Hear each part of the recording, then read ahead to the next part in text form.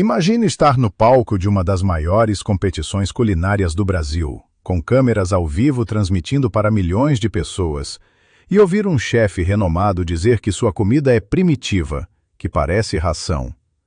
Agora imagine que isso acontece não por falha na técnica, mas pela cor da sua pele. Esta é a história real de como o preconceito destruiu um império gastronômico em apenas 72 horas, e como uma mulher negra transformou humilhação pública na maior vitória de sua vida. O salão principal do Grande Hotel Renaissance estava repleto de jornalistas, fotógrafos e câmeras de televisão. Era a noite de apresentação do Masters of Cuisine Brasil, a competição gastronômica mais prestigiada da América Latina, com prêmio de R$50 mil e um tour pela Europa. Entre os 12 participantes selecionados estava Dandara Silva, uma mulher negra de 36 anos, cabelos crespos presos em um coque impecável, usando seu uniforme branco de cozinheira com dignidade absoluta. Dandara segurava com cuidado uma pequena tigela de barro. Dentro dela, uma porção perfeita de muqueca de azeite de dendê, preparada com técnicas que sua avó lhe ensinara desde criança. O aroma suave de coentro e pimenta malagueta preenchia o ar ao seu redor. Ela estava explicando aos jurados internacionais sobre o processo ancestral de defumação do peixe, quando foi brutalmente interrompida. Gabriel Moreira, chefe e proprietário do restaurante Lumière, 2 estrelas Michelin, levantou-se da sua cadeira com um sorriso arrogante no rosto. Ele tinha 42 anos, cabelos grisalhos perfeitamente penteados, uniforme de chefe imaculado com seu nome bordado em letras douradas. Sua voz ecoou pelo salão com uma mistura de sarcasmo e desprezo, que fez o sangue de Dandara gelar. Gabriel interrompeu dizendo que aquilo não era alta gastronomia, apenas comida de quintal, comida de escravo. Ele riu enquanto dizia essas palavras, um riso performático destinado a entreter a plateia. Alguns riram nervosamente, outros ficaram em silêncio constrangedor. Gabriel continuou sem piedade, afirmando que aquilo era coisa primitiva, que não tinha lugar em uma competição séria. Dandara sentiu cada músculo do seu corpo tensionar. Suas mãos tremeram levemente segurando a tigela de barro que representava décadas de tradição familiar. Ela respirou fundo, lutando contra as lágrimas que ameaçavam cair, recusando-se a dar a Gabriel a satisfação de vê-la quebrar. Gabriel caminhou até o centro do palco com passos confiantes. Ele declarou que ia ensinar o que era verdadeira culinária francesa, que técnica real não tinha nada a ver com dendê e pimenta. Ele olhou diretamente para Dandara e sugeriu que ela deveria desistir agora e economizar o constrangimento de ser eliminada na primeira rodada. A apresentadora da competição, uma jornalista famosa chamada Márcia Fontana, tentou intervir nervosamente, pedindo respeito entre os participantes. Mas Gabriel a ignorou completamente. Ele voltou para seu lugar com um sorriso vitorioso, cruzando os braços como se tivesse acabado de ganhar um debate. Dandara permaneceu em pé, sozinha sob os holofotes. Os jurados trocavam olhares desconfortáveis entre si. A chefe francesa Marie Dubois franziu a testa profundamente, fazendo anotações rápidas em seu caderno. O júri italiano parecia visivelmente irritado, mas não disse nada naquele momento. Naquela noite, quando Dandara voltou para seu quarto de hotel, ela se sentou na beirada da cama e finalmente permitiu que as lágrimas caíssem. Ela abriu sua mala e tirou um caderno antigo, com capa de couro desgastado. Dentro dele, receitas escritas à mão com letra trêmula de sua avó Helena. Na primeira página, uma frase: "Nossa comida carrega a alma de quem a fez. Nunca deixe ninguém apagar isso." Dandara limpou as lágrimas e abriu o caderno na receita de vatapá. Ela decidiu naquele momento que não desistiria. Gabriel Moreira acabara de cometer o maior erro de sua carreira, e ela garantiria que ele pagasse caro por isso. 28 anos antes daquela noite humilhante, uma menina de 8 anos observava fascinada sua avó Helena trabalhar em uma cozinha enorme. A casa era uma mansão no bairro dos Jardins, em São Paulo, e Helena era a cozinheira da família Albuquerque há mais de 30 anos. A menina era Dandara, e aquela cozinha se tornaria seu primeiro templo de aprendizado. Helena tinha 63 anos naquela época, mãos calejadas de décadas preparando refeições, mas dedos surpreendentemente ágeis ao cortar legumes. Ela nascera em Salvador, na Bahia, filha de uma vendedora de acarajé no Pelourinho. Desde os 12 anos, aprendera receitas que passavam de geração em geração, segredos culinários preservados desde o tempo de seus ancestrais escravizados.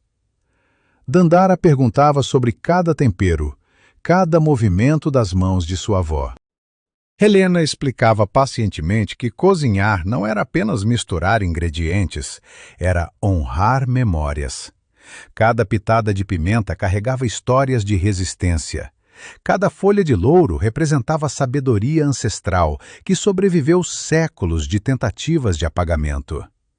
A dona da casa, senhora Beatriz Albuquerque, frequentemente fazia comentários que a pequena Dandara não entendia completamente na época. Ela dizia que Helena tinha mãos abençoadas, mas que aquilo não era comida fina, apenas comida de negra. Helena nunca respondia, apenas abaixava a cabeça e continuava trabalhando. Dandara percebia que sua avó apertava a colher de pau com mais força quando ouvia essas palavras. Aos 16 anos, Dandara disse à avó que queria ser chefe de cozinha. Helena sorriu com tristeza e advertiu que o caminho seria doloroso. Ela contou sobre todas as vezes que tentara trabalhar em restaurantes elegantes e foi rejeitada. Disseram que ela não tinha o perfil certo, que não representava a imagem que queriam passar. Em outras palavras mais honestas, disseram que clientes não queriam ver uma mulher negra preparando comida francesa. Mas Dandara era teimosa. Aos 18 anos, ela conseguiu emprego lavando pratos no restaurante Vila Toscana. Trabalhava das 16 horas até meia-noite. Depois ia direto para aulas noturnas de gastronomia em uma escola técnica. Dormia 4 horas por noite. Seus professores reconheciam seu talento, mas sempre havia aquele olhar de dúvida quando ela apresentava pratos afro-brasileiros como trabalho final. Um professor, certa vez, comentou que aquilo era interessante como curiosidade folclórica, mas que alta gastronomia era outro universo. Ele sugeriu que Dandara se especializasse em confeitaria, porque ali a criatividade era mais aceita. O que ele realmente queria dizer era que uma mulher negra poderia fazer docinhos decorados, mas não comandar uma cozinha de restaurante estrelado. Durante 6 anos, Dandara enviou currículos para dezenas de restaurantes. Em entrevistas presenciais, percebia a mudança no rosto dos gerentes quando a viam. Alguns eram honestos demais e diziam claramente que ela não tinha o perfil. Outros inventavam desculpas sobre já terem preenchido a vaga, mesmo quando o anúncio continuava publicado na semana seguinte. Ela conseguiu um emprego como auxiliar de cozinha em um buffet de eventos corporativos. O chefe era um homem branco de 50 anos que gritava com todos. Mas com Dandara, os gritos vinham acompanhados de comentários racistas disfarçados de brincadeira. Ele a chamava de morena. Perguntava se ela sabia fazer feijoada, porque devia ser especialidade dela. Ria quando ela sugeria modificações em receitas. Foi nesse buffet que Dandara conheceu Marcela, uma garçonete boliviana que se tornaria sua melhor amiga. Marcela percebia o tratamento diferenciado e sempre defendia Dandara. Elas dividiam sonhos nas pausas para café. Marcela queria abrir uma pequena cafeteria. Dandara sonhava com seu próprio restaurante. Aos 33 anos, a vida de Dandara mudou drasticamente. Sua avó Helena, agora com 88 anos e já aposentada, foi hospitalizada com pneumonia grave. Dandara passou dias ao lado do leito hospitalar. Em uma tarde chuvosa de junho, Helena segurou a mão da neta e disse com voz fraca que estava orgulhosa dela. Helena fez Dandara prometer que nunca deixaria ninguém apagar a história delas. Ela entregou à neta o caderno de receitas, aquele com capa de couro desgastado, e disse que ali estava toda a sabedoria que o tempo não conseguiu destruir. 3 dias depois, Helena faleceu dormindo, com Dandara segurando sua mão.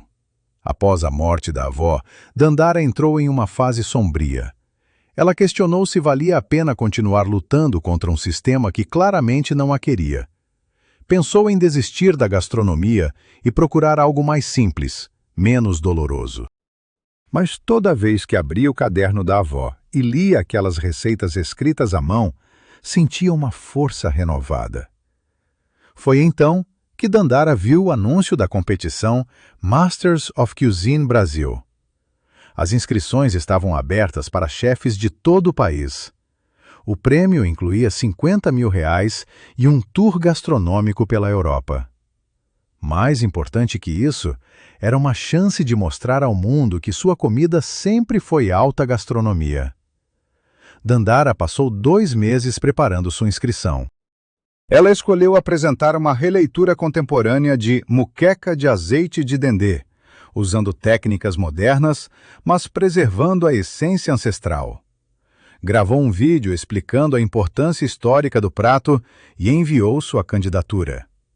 Quando recebeu o e-mail de confirmação dizendo que foi selecionada entre mais de 300 inscrições, Dandara chorou.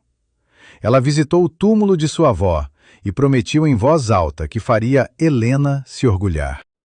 O que Dandara não sabia era que Gabriel Moreira, o chefe mais arrogante da competição, faria de tudo para destruir seu sonho. O insulto público na noite de apresentação foi apenas o começo. Gabriel Moreira decidiu que humilhar Dandara uma vez não era suficiente.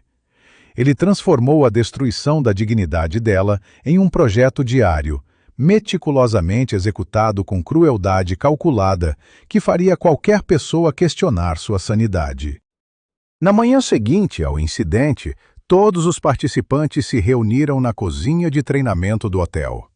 Era um espaço enorme, com 12 estações individuais equipadas com fogões profissionais, fornos de última geração e todas as ferramentas imagináveis. Dandara chegou cedo, como sempre fazia, e começou a organizar seus ingredientes para o treino do dia. Gabriel entrou na cozinha rodeado por 3 outros competidores, que rapidamente se tornaram seus seguidores. Eram todos homens brancos, chefes de restaurantes menores, que viam em Gabriel uma figura de autoridade. Ele passou pela estação de Dandara e parou abruptamente, farejando o ar de forma exagerada e teatral. Gabriel comentou alto o suficiente para todos ouvirem que havia um cheiro estranho na cozinha, como se alguém estivesse fazendo feitiçaria. Ele olhou diretamente para os temperos de Dandara, apontou para o azeite de dendê e disse que aquilo parecia ingrediente de macumba culinária, não de gastronomia séria. Seus seguidores riram nervosamente, alimentando o ego dele. Dandara não respondeu. Ela continuou preparando sua mise en place, com mãos firmes, embora por dentro sentisse uma mistura de raiva e humilhação queimando seu estômago. A chefe supervisora do treino, uma mulher chamada Patrícia, fingiu não ouvir o comentário e pediu para todos começarem seus preparos. Durante os treinos, Gabriel encontrava maneiras sutis, mas constantes, de sabotar o espaço de Dandara. Ele esbarrava nela propositalmente quando passava, fazendo líquidos respingarem. Pegava utensílios que ela estava usando sem pedir. Aumentava o fogo do fogão dela quando ela se distraía, quase queimando seus preparos. No terceiro dia de competição, Dandara percebeu que outros participantes começaram a evitá-la. Gabriel havia criado um grupo no aplicativo de mensagens, incluindo 10 dos 12 competidores. Apenas Dandara e outro participante, um chefe japonês chamado Kenji, foram deixados de fora. No grupo, Gabriel espalhava rumores. Ele dizia que Dandara não tinha formação adequada em gastronomia clássica. Afirmava que ela só foi aceita na competição por causa de cota racial, não por mérito real. Sugeria que os jurados tinham pena dela e, por isso, não a eliminavam. Enviava memes ofensivos comparando comida afro-brasileira com brincadeiras racistas. Alguns participantes se sentiam desconfortáveis com aquilo, mas ninguém teve coragem de confrontar Gabriel. Ele era o chefe mais bem-sucedido do grupo, com 2 estrelas Michelin e conexões poderosas na indústria. Contrariar Gabriel significava arriscar sua própria carreira após a competição. O silêncio covarde deles era tão cruel quanto os ataques ativos de Gabriel. Durante uma sessão de entrevistas com os produtores do programa, Gabriel foi questionado sobre a diversidade na competição. Sua resposta foi calculadamente venenosa, disfarçada de preocupação. Ele disse que apoiava a inclusão, mas que competições sérias deveriam ser sobre talento puro, não sobre preencher cotas. Olhou diretamente para a câmera e sugeriu que alguns participantes estavam ali por razões políticas, não culinárias. A situação piorou drasticamente na noite do 5º dia.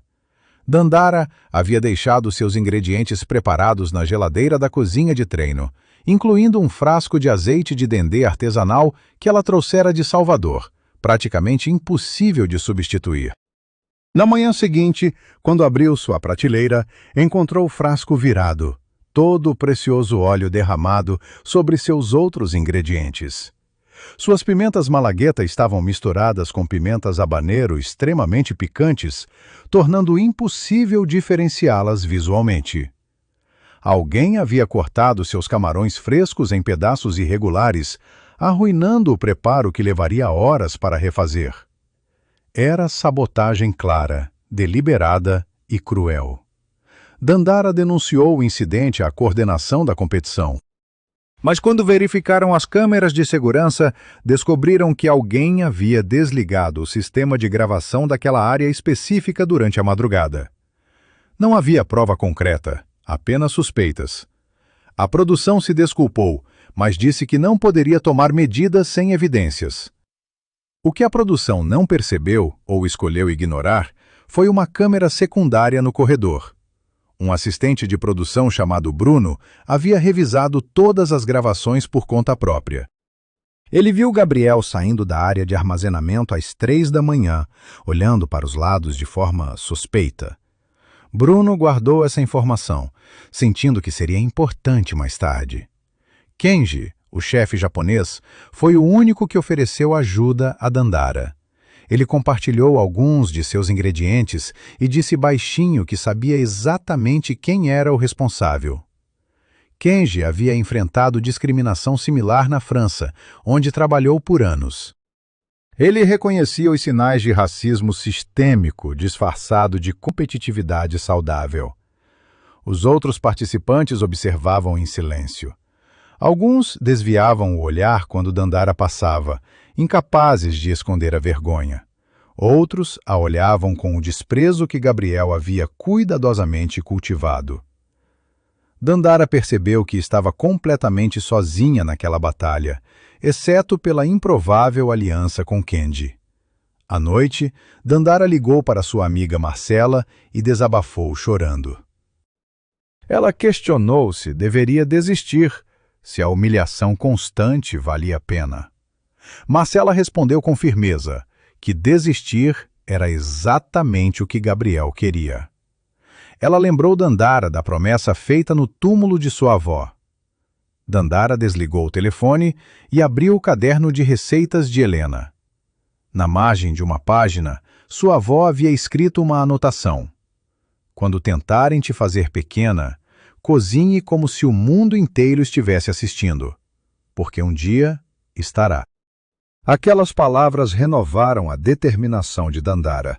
Ela decidiu que não apenas continuaria na competição, mas provaria de forma tão inegável que Gabriel teria que engolir cada palavra racista que disse. A semifinal estava chegando em 48 horas. Dandara sabia exatamente qual prato prepararia e sabia que seria impossível ignorá-lo. A semifinal da competição Masters of Cuisine Brasil aconteceu em uma noite de sexta-feira, transmitida ao vivo pela televisão para mais de 2 milhões de telespectadores. O desafio era criar um menu completo de 3 pratos que representasse a identidade culinária de cada chefe. Os jurados eram 5 especialistas internacionais, incluindo Marie Dubois, uma lendária chefe francesa com 3 estrelas Michelin. Gabriel Moreira foi o primeiro a apresentar. Ele preparou um elaborado menu francês. Entrada de foie gras com redução de vinho do Porto e crocante de pistache. Prato principal de pato laqueado com purê de batata trufado e espuma de laranja. Sobremesa de creme brulee desconstruída com sorvete de baunilha de Madagascar. Cada elemento estava tecnicamente perfeito. Ele serviu os jurados com gestos dramáticos, explicando cada técnica molecular aplicada, cada temperatura precisa, cada combinação científica de sabores. Gabriel exalava confiança absoluta, sorrindo para as câmeras como se já tivesse vencido. Os jurados provaram em silêncio, fazendo anotações cuidadosas.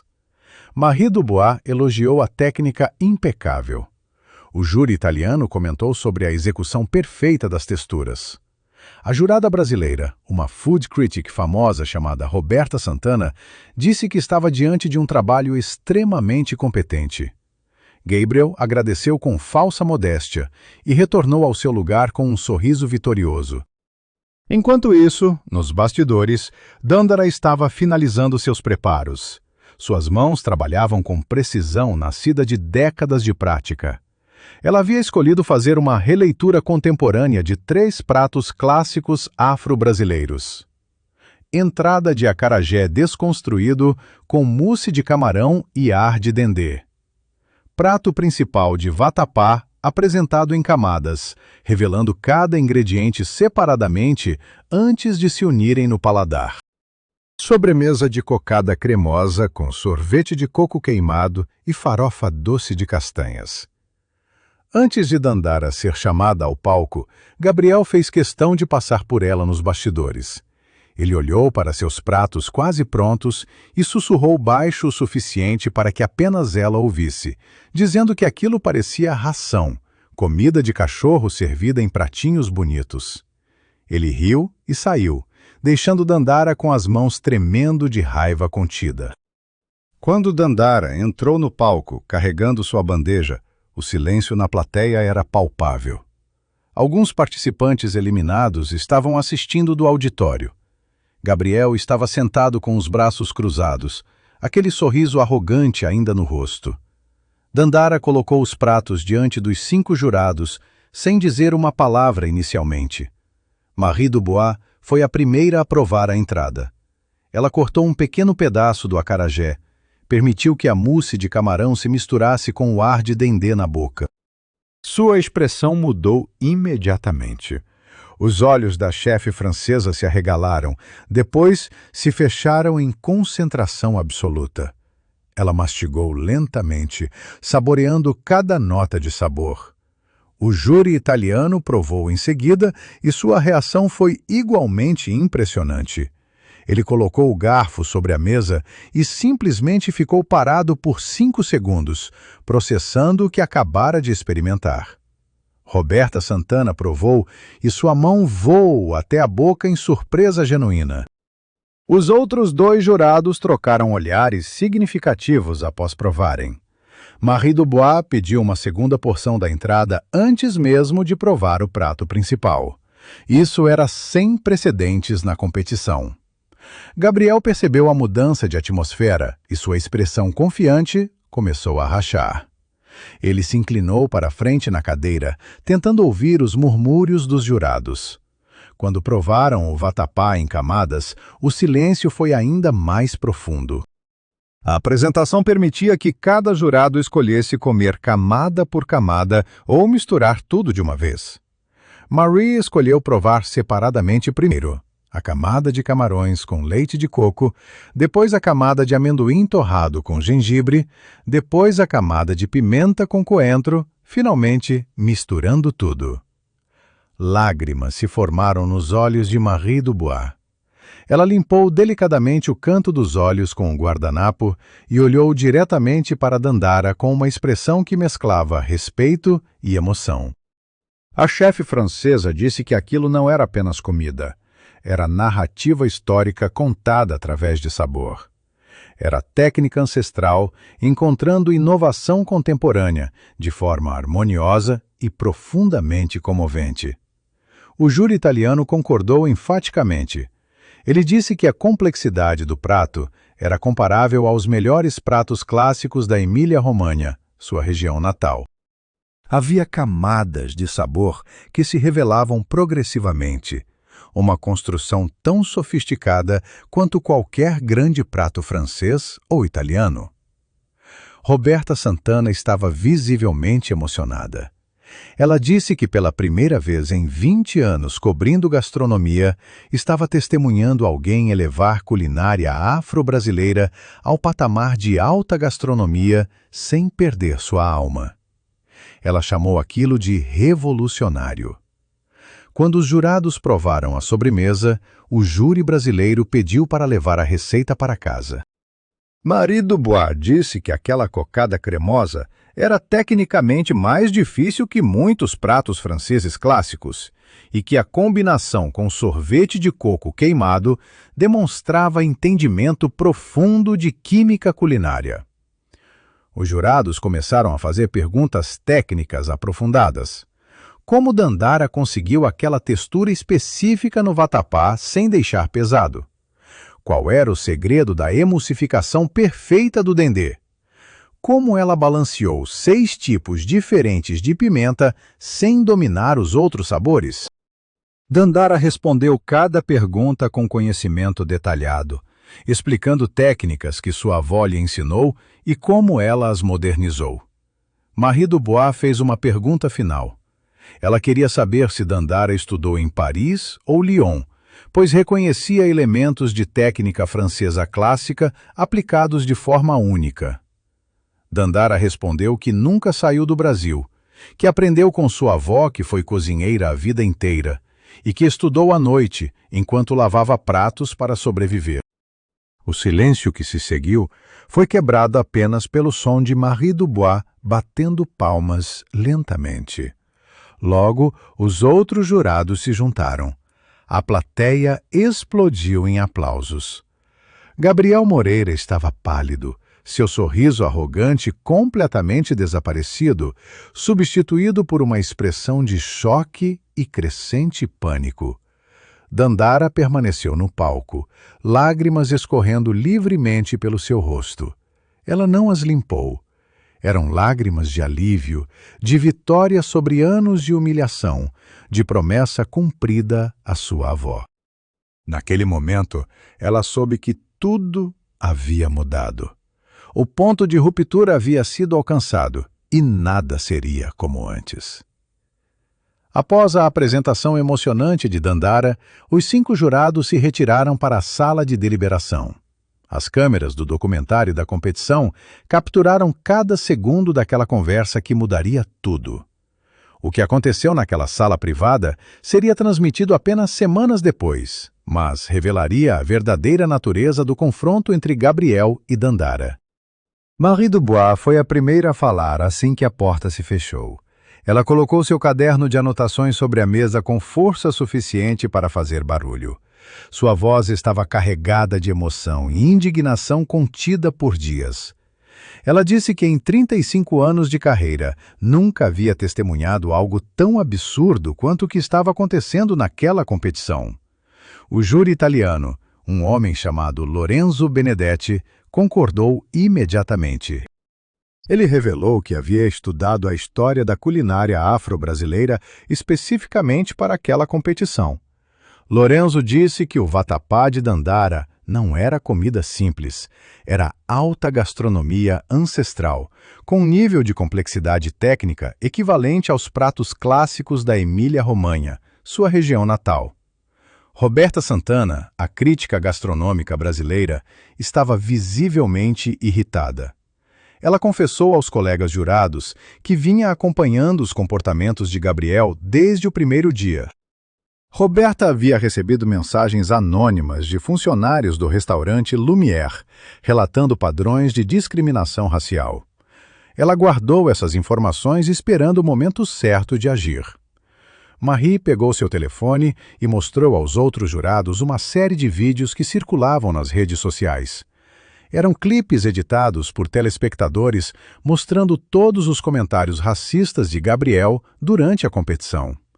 Os vídeos já tinham milhões de visualizações. Pessoas ao redor do Brasil estavam indignadas, pedindo punição para Gabriel e justiça para Dandara. O quinto jurado, um chefe peruano chamado Ricardo Vargas, revelou algo chocante. Ele disse que Gabriel havia tentado suborná-lo antes da competição começar. Gabriel ofereceu uma parceria comercial lucrativa se Ricardo garantisse que Dandara seria eliminada nas primeiras rodadas. Ricardo recusou e denunciou a tentativa à organização, mas não havia provas concretas na época. Marie Dubois então fez uma declaração que mudou o tom da conversa completamente. Ela disse que havia estudado em Salvador por 6 meses nos anos 90, especificamente para entender a culinária baiana. Marie explicou que reconheceu no prato de Dandara técnicas milenares de fermentação, defumação e balanceamento de sabores que eram ensinadas apenas oralmente, passadas de geração em geração. Ela comparou o conhecimento de Dandara com os grandes chefes franceses que preservam receitas medievais. Marie disse que Gabriel representava tudo de errado na gastronomia moderna. Arrogância colonialista, desrespeito às culturas originárias e a crença equivocada de que apenas técnicas europeias constituem alta gastronomia. Lorenzo concordou enfaticamente. Ele revelou que na Itália enfrentaram um problema similar quando jovens chefes começaram a desprezar receitas tradicionais de avós em favor de técnicas modernas.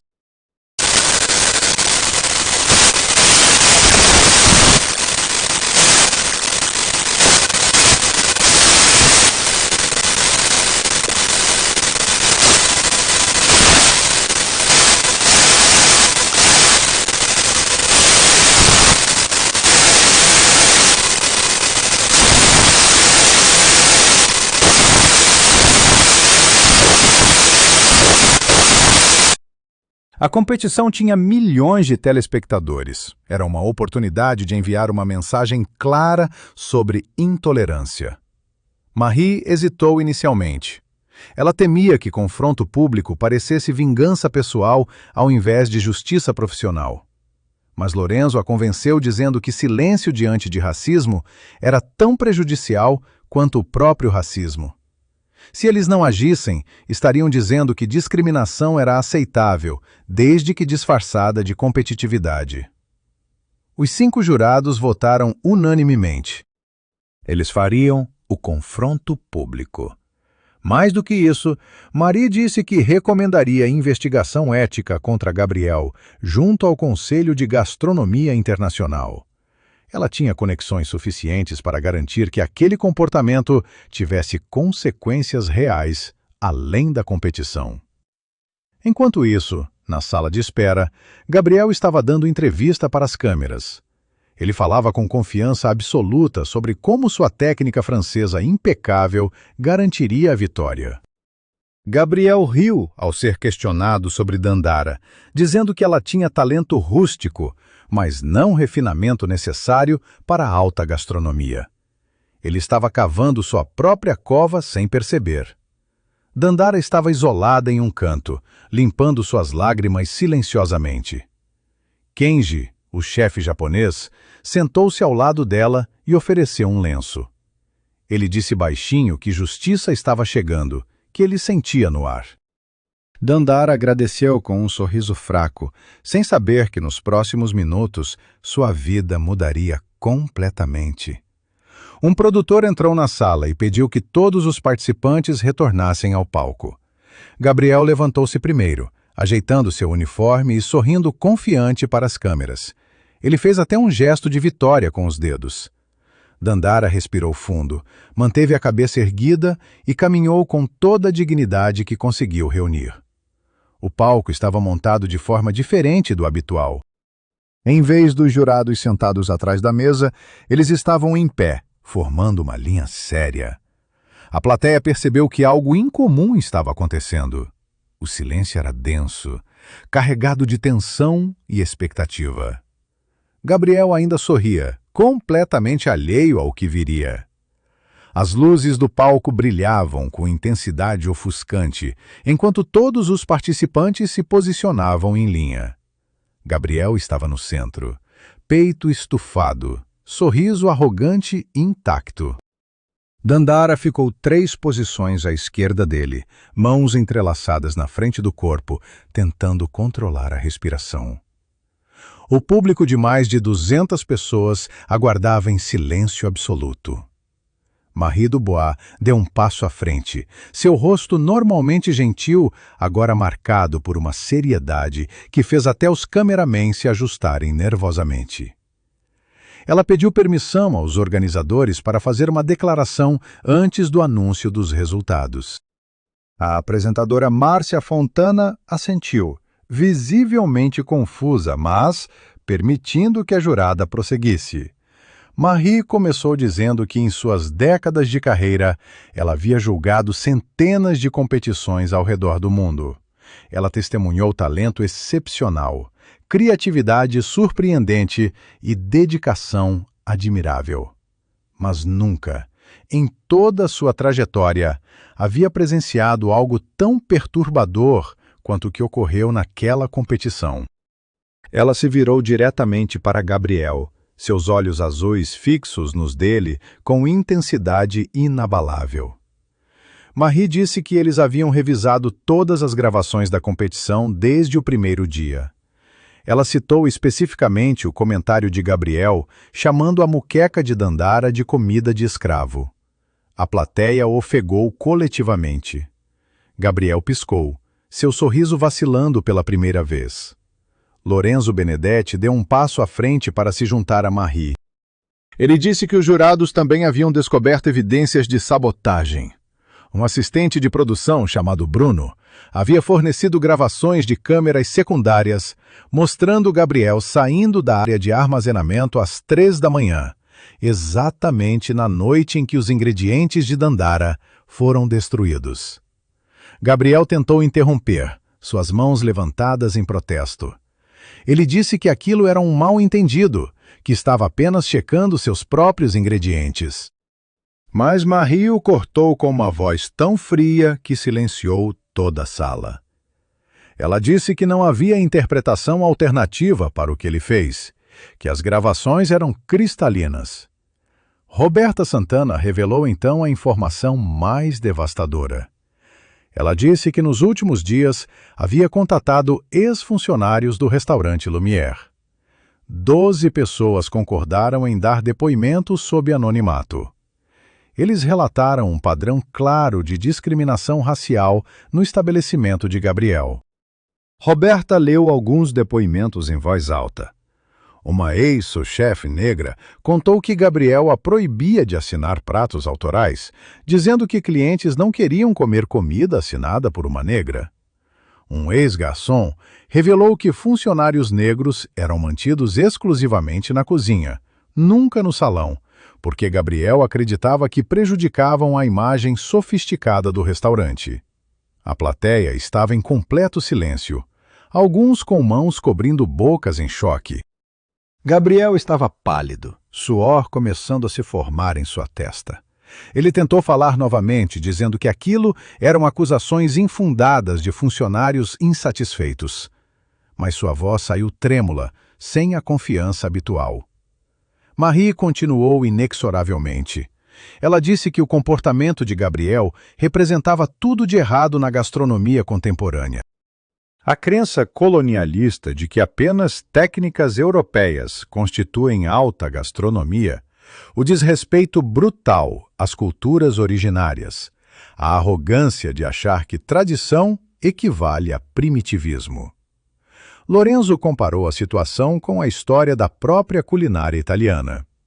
Ele contou como, por séculos, chefes franceses desprezaram receitas italianas, considerando-as rústicas e inferiores.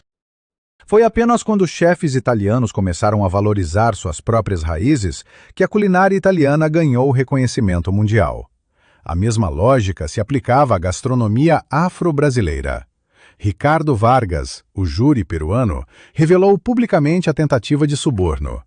Ele disse que Gabriel havia oferecido uma parceria comercial avaliada em aproximadamente US$100 mil, se Ricardo garantisse a eliminação precoce de Dandara. Ricardo recusou e denunciou, mas sem provas concretas na época, a organização não pôde agir. Enquanto os jurados falavam, câmeras capturam reações ao redor do palco. Outros participantes olhavam para Gabriel com expressões de nojo e decepção. Alguns que haviam rido de seus comentários racistas agora pareciam envergonhados, percebendo tarde demais que foram cúmplices de algo horrível. Nas redes sociais, a transmissão ao vivo estava explodindo. Milhões de pessoas assistiam em tempo real. Hashtags como Justiça para Dandara e Cancela o Gabriel eram trending topics nacionais. Patrocinadores do evento começaram a se manifestar publicamente, distanciando-se de Gabriel e declarando apoio a políticas antidiscriminação. O restaurante Lumière estava experimentando colapso em tempo real. O gerente do estabelecimento ligou desesperadamente para Gabriel, mas ele ignorou as chamadas. Reservas estavam sendo canceladas aos montes. Clientes postavam fotos rasgando vouchers e cartões de fidelidade. Funcionários começaram a pedir demissão coletiva, não querendo mais associar seus nomes ao lugar. Gabriel tentou uma última defesa. Ele disse que era sensível demais interpretar suas palavras como racistas, que competição envolvia provocação e psicologia. Ele olhou para Dandara e disse que ela estava sendo dramática, que precisava desenvolver pele mais grossa para sobreviver na indústria gastronômica. Foi Marie quem respondeu, e suas palavras cortaram como lâmina afiada. Ela disse que o problema não era a sensibilidade de Dandara, era a arrogância e racismo de Gabriel. Que chamar comida ancestral de primitiva não era estratégia competitiva, era desrespeito cultural. Que sabotar ingredientes não era psicologia, era crime. Lorenzo anunciou que o Conselho Internacional de Gastronomia seria formalmente notificado. Ele disse que recomendaria uma investigação completa das práticas de Gabriel, incluindo revisão de todos os títulos e certificações que ele recebeu ao longo da carreira. Se as acusações fossem confirmadas, Gabriel poderia perder credenciais internacionais. A câmera focou em Dandara, que permanecia em pé com lágrimas escorrendo livremente pelo rosto. Mas não eram lágrimas de tristeza ou vergonha. Eram lágrimas de alívio, de validação, de justiça finalmente sendo feita. Ela não precisava dizer nada. Sua dignidade silenciosa falava mais alto que qualquer discurso. Marie fez uma declaração final antes de anunciar os resultados. Ela disse que aquele momento seria um marco na história da gastronomia brasileira, que nunca mais comportamentos discriminatórios seriam tolerados em competições sob sua supervisão. Que diversidade cultural não era apenas inclusão política, era essencial para a evolução da culinária global. O silêncio era ensurdecedor. Gabriel estava completamente pálido, seu corpo tremendo visivelmente. Ele percebeu finalmente a magnitude do que havia feito. Sua carreira, sua reputação, tudo pelo qual trabalhou por décadas estava desmoronando ao vivo na frente de milhões de pessoas. E o pior ainda estava por vir. Marie Dubois segurou o envelope dourado contendo o nome da vencedora. Ela olhou diretamente para a câmera e disse que aquela vitória representava algo muito maior que uma competição culinária. Representava o reconhecimento de que gastronomia ancestral sempre foi sofisticada, sempre foi arte, sempre mereceu respeito. Com voz clara e forte que ecoou por todo o teatro, Marie anunciou: a grande vencedora do Masters of Cuisine Brasil é Dandara Silva. A explosão de aplausos foi instantânea e ensurdecedora. A plateia inteira se levantou em ovação que durou mais de 3 minutos. Pessoas choravam, gritavam, celebravam não apenas uma vitória culinária, mas um momento histórico de justiça. Dandara cobriu o rosto com as mãos, seu corpo sacudindo com soluços de emoção pura. Kendi foi o primeiro a abraçá-la, seguido por outros participantes que finalmente mostraram coragem de ficar ao lado certo da história. Ela caminhou até o centro do palco com pernas trêmulas, cada passo uma eternidade. Marie entregou o troféu de vidro cristalino junto com um cheque simbólico de R$50 mil. Mas mais importante que o dinheiro era o envelope adicional, convite oficial para um tour gastronômico de 3 meses pela Europa, incluindo estágios em restaurantes estrelados em Paris, Milão e Barcelona. O sonho impossível de Dandara estava se tornando realidade. Enquanto Dandara recebia seu prêmio sob holofotes e aplausos, Gabriel tentou se retirar discretamente do palco. Ele deu 2 passos em direção à saída lateral quando Marie o chamou de volta. Sua voz cortou o barulho da celebração como uma lâmina. Ela disse que ele precisava ficar para ouvir o resto das decisões da organização. O diretor da competição subiu ao palco com expressão severa. Ele anunciou que, após consulta com jurados e patrocinadores, a organização decidiu revogar todos os títulos e prêmios que Gabriel havia conquistado em competições anteriores do Masters of Cuisine. Seus nomes seriam removidos dos recordes históricos do evento. Mais devastador ainda, o diretor revelou que o Guia Michelin havia sido contatado. Eles iniciaram um processo emergencial de revisão da classificação do restaurante Lumière. 3 inspetores anônimos visitariam o estabelecimento nas próximas semanas para investigar não apenas a qualidade da comida, mas também práticas trabalhistas e cultura organizacional. Gabriel ficou paralisado no palco, seu rosto mudando de vermelho para branco pálido. Ele tentou falar, mas nenhum som saiu. A realidade do que estava perdendo finalmente penetrou sua arrogância. Sua carreira de 20 anos estava sendo destruída em minutos, transmitida ao vivo para milhões de testemunhas. Nas redes sociais, o vídeo do confronto se tornou viral instantaneamente. Em menos de 2 horas, tinha mais de 5 milhões de visualizações só no Brasil. Páginas internacionais de gastronomia começaram a compartilhar com legendas em inglês, francês, espanhol. Gabriel estava se tornando globalmente conhecido pelo pior motivo possível. O restaurante Lumière enfrentou colapso total.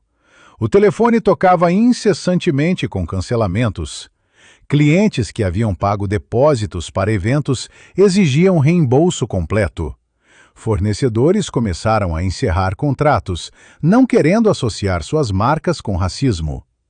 Funcionários saíram em massa, 17 renúncias em uma única tarde. Investidores do grupo gastronômico, que incluía 3 restaurantes de Gabriel, convocaram reunião emergencial. Eles decidiram, por unanimidade, encerrar todas as parcerias comerciais. Gabriel tinha 48 horas para remover seu nome de todos os estabelecimentos, ou enfrentaria processo judicial por danos à marca coletiva. A estrela Michelin que Gabriel ostentava com tanto orgulho foi revogada em tempo recorde. Normalmente o processo levaria meses, mas a gravidade das evidências e a repercussão pública forçaram decisão acelerada. Em comunicado oficial, o guia Michelin declarou que comportamento discriminatório era incompatível com os valores que eles representavam. Dandara assistiu tudo acontecer em uma espécie de transe. Era surreal demais, rápido demais. Apenas 72 horas antes, ela estava sendo humilhada publicamente, considerando desistir. Agora estava segurando um troféu, enquanto o homem que tentou destruí-la perdia tudo. Marie se aproximou de Dandara e disse baixinho que aquele momento deveria ser apenas dela, só alegria, sem amargor. Mas Dandara respondeu com sabedoria que surpreendeu a chefe francesa. Ela disse que não sentia alegria pela queda de Gabriel. Sentia tristeza por quantos outros já foram destruídos por homens como ele, sem ter a sorte de serem vindicados. Naquela noite, Dandara voltou ao hotel e fez uma ligação de vídeo para Marcela. Sua amiga gritou de alegria ao ver o troféu, chorando quase tanto quanto Dandara. Elas conversaram por horas, relembrando todos os anos de luta, todas as vezes que Dandara quase desistiu. Marcela disse que a avó Helena estava orgulhosa no céu. Dandara abriu o caderno de receitas e escreveu uma nota na última página. 22 de novembro. Venci o Masters of Cuisine. Provei que nossa comida sempre foi arte. Promessa cumprida, vovó. Ela fechou o caderno e o abraçou contra o peito, permitindo-se finalmente sentir a magnitude da vitória. Enquanto isso, Gabriel estava trancado em seu apartamento, telefone desligado, cortinas fechadas. Ele tentou acessar suas redes sociais e foi bombardeado com milhares de mensagens de ódio. Seus poucos aliados haviam se distanciado publicamente. Ele estava completamente sozinho, enfrentando as consequências de anos de arrogância e preconceito. Nas semanas seguintes, Gabriel tentou dar entrevistas tentando se redimir. Ele alegou que era vítima da cultura do cancelamento, que estava sendo julgado injustamente. Mas ninguém quis ouvi-lo. Cada vez que sua história era mencionada, era como exemplo de racismo na gastronomia, nunca como vítima de injustiça. Dandara, por outro lado, se tornou sensação internacional. Revistas de gastronomia fizeram matérias especiais sobre ela. Documentários queriam contar sua história. Chefes renomados ligavam oferecendo mentorias, mas ela permaneceu humilde, sempre creditando sua avó Helena e agradecendo o apoio de Kenji e Marcela. A vitória de Dandara não era apenas dela. Era de todas as cozinheiras negras que lavaram pratos, sonhando com comandar cozinhas. Era de todos os chefes que tiveram suas tradições culturais desprezadas como primitivas. Era prova de que justiça, mesmo chegando tarde, eventualmente prevalece quando pessoas corajosas se recusam a silenciar. 3 meses depois da competição, uma fila de pessoas se estendia por 2 quarteirões em uma rua tranquila do bairro Vila Madalena, em São Paulo. Era uma tarde ensolarada de fevereiro, e todos esperavam pacientemente pela abertura oficial do Casa da Vó Helena, o primeiro restaurante de Dandara Silva. A fachada era simples, mas elegante. Paredes pintadas de amarelo mostarda, janelas grandes com molduras de madeira escura e uma placa de bronze com o nome gravado em letras cursivas. Na vitrine, fotos em preto e branco mostravam Helena na cozinha da família Albuquerque, suas mãos hábeis preparando receitas que atravessaram gerações. Dandara estava nos últimos ajustes antes da abertura. Ela usava um uniforme de chefe branco impecável, com seu nome bordado em dourado. Mas, ao redor do pescoço, carregava o avental floral desgastado de sua avó, sua forma de honrar raízes enquanto construía futuro.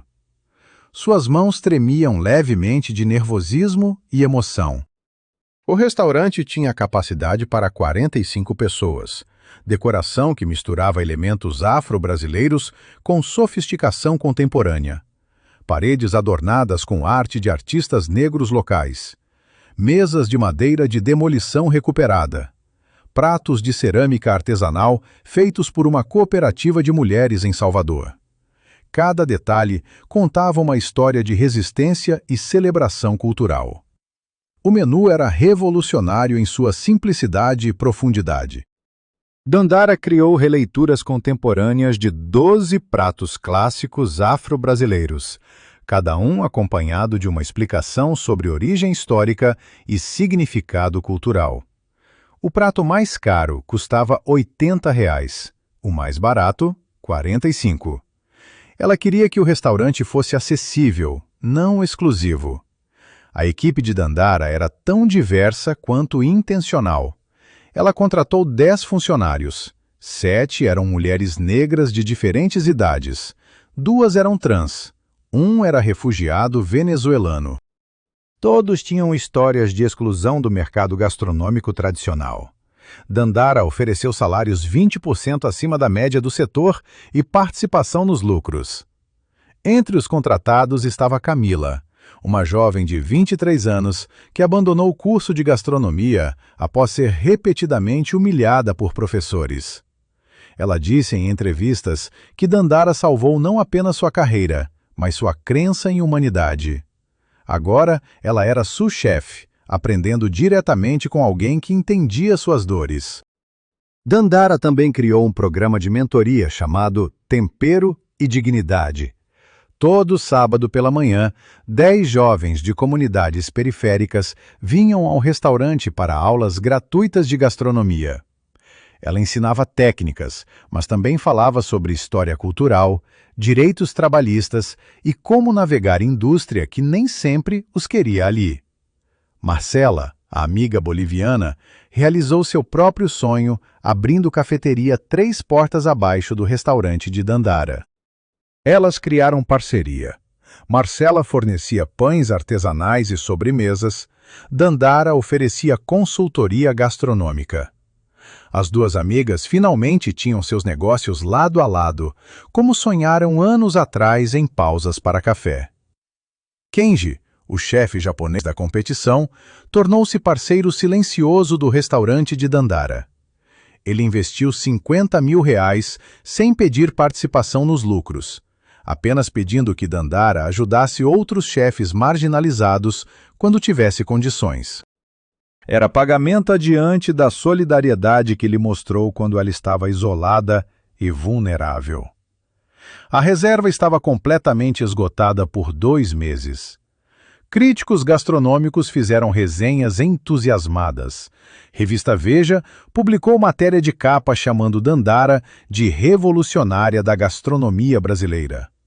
O New York Times fez perfil internacional, destacando como ela estava mudando narrativa sobre culinária afro-brasileira globalmente.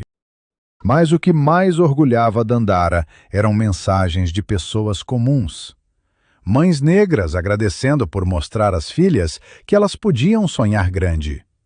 Jovens chefes mandando fotos de suas próprias criações inspiradas pelo trabalho dela. Professores de escolas públicas usando sua história para ensinar sobre racismo e resistência. Gabriel Moreira, enquanto isso, estava vivendo realidade drasticamente diferente. Ele perdeu todos os 3 restaurantes. Sua casa foi a leilão para pagar dívidas acumuladas. Ele tentou conseguir emprego em cozinhas menores, mas ninguém quis arriscar a associação. Finalmente conseguiu posição como sous-chefe em restaurante de 3ª categoria em bairro periférico, ganhando 1/10 do que costumava ganhar. Ele deu uma entrevista para podcast obscuro, tentando se retratar como vítima. Gabriel alegou que estava sendo punido desproporcionalmente, que a cultura do cancelamento era cruel e injusta. Disse que uma pessoa não deveria ser definida pelo seu pior momento. Mas a entrevista teve apenas 300 visualizações e comentários majoritariamente críticos. O que Gabriel nunca entendeu foi que consequências não eram crueldade, eram justiça. Ele não estava sendo punido por um erro isolado, mas por padrão de décadas de comportamento discriminatório. Cada funcionário que ele humilhou, cada tradição cultural que desprezou, cada pessoa que ele fez se sentir inferior, estava sendo finalmente vindicada. Na noite de inauguração do Casa da Vó Helena, Dandara fez um breve discurso para convidados antes de abrir as portas. Ela segurou o caderno de receitas de Helena e disse que aquele lugar era prova de que gastronomia ancestral sempre foi sofisticada, que suas avós, bisavós e ancestrais eram artistas culinários, mesmo quando eram proibidos de receber crédito. Ela disse que o restaurante não era apenas seu sonho realizado, mas também responsabilidade. Responsabilidade de abrir portas para a próxima geração, de normalizar presença de chefes negros em alta gastronomia, de provar todos os dias que diversidade cultural não enfraquece excelência culinária, ela a define. Quando as portas finalmente abriram, Dandara cumprimentou cada cliente pessoalmente. Uma senhora idosa negra, primeira da fila, abraçou Dandara chorando. Ela disse que esperou 80 anos para ver mulher negra sendo celebrada por cozinhar comida de suas raízes. Esse momento valeu mais para Dandara que qualquer estrela Michelin poderia valer. Um ano depois da competição, o Masters of Cuisine implementou novas políticas antidiscriminação, treinamento obrigatório sobre viés inconsciente e painel de diversidade para aprovar todos os participantes. Marie Dubois creditou Dandara por forçar a indústria a olhar para dentro e confrontar racismo sistêmico que sempre existiu, mas era conveniente ignorar. Dandara recebeu inúmeros convites para abrir filiais do Casa da Vó Helena, ofertas de investimento milionário para expandir nacionalmente. Ela recusou todos. Disse que preferia manter um restaurante excepcional, onde tratava funcionários com dignidade, do que império construído sobre exploração. Ela havia aprendido que sucesso não era apenas sobre tamanho, mas sobre integridade. Em tarde tranquila de domingo, Dandara visitou o túmulo de sua avó Helena. Ela colocou flores frescas e contou em voz alta sobre o restaurante, sobre as jovens que estava mentorando, sobre como a história de Helena estava inspirando nova geração. Ela prometeu que nunca esqueceria de onde veio e quem tornou tudo possível. A história de Dandara Silva se tornou um caso estudado em escolas de gastronomia ao redor do Brasil. Professores usavam sua trajetória para ensinar não apenas técnicas culinárias, mas também ética profissional, importância de diversidade cultural e coragem de defender valores mesmo quando difícil. Para Gabriel Moreira, a vida continuou sendo luta contra consequências de suas próprias escolhas. Ele nunca recuperou sua carreira. Ninguém esqueceu o que ele fez. Ele se tornou exemplo definitivo de como o preconceito tem preço, e quem paga é quem o pratica. Mas a história não era realmente sobre Gabriel. Era sobre Dandara, sobre Helena, sobre todas as cozinheiras negras cujos talentos foram ignorados e desrespeitados por séculos.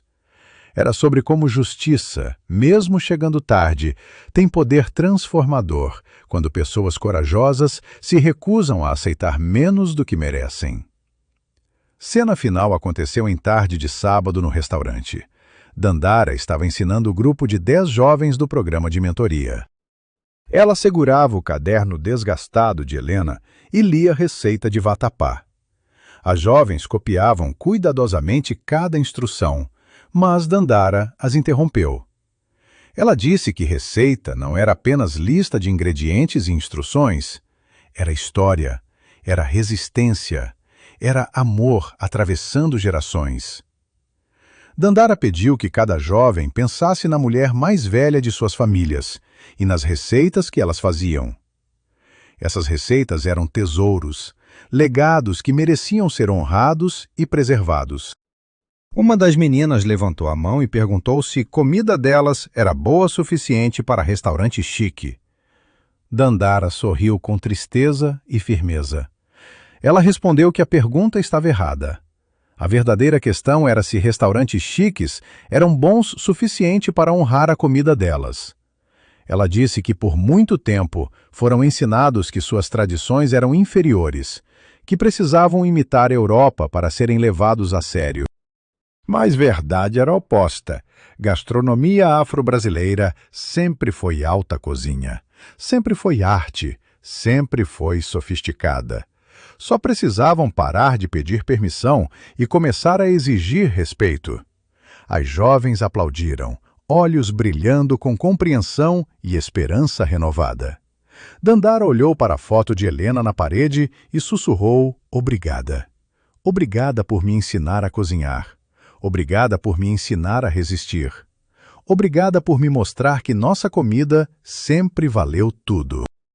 E assim, em uma cozinha cheia de risos, cheiros de dendê e pimenta e promessas de futuros brilhantes, o legado de Helena continuava vivo.